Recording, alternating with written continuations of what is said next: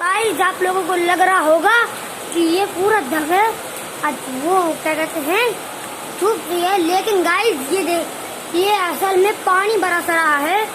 वो देखिए पानी निकल भी रहा है, क्योंकि गाइस ये इतना हॉट हो गया है कि आपको धूप जैसा लग रहा है। तो ये गाइस मैं थोड़ा जूम करके दिखाता हूँ। अब आपको दिखा गाइस पानी, देखा गाइस कितना खतरनाक हो चुका है। तो गाइस अगर आप लोगों को ये शॉर्ट वीडियो अच्छी लगी तो चैनल को सब्सक्राइब करके बेल आइकन दबा के ऑल नोटिफिकेशन ऑन करना ना भूलिए। तो आज इतना ही, बाय बाय।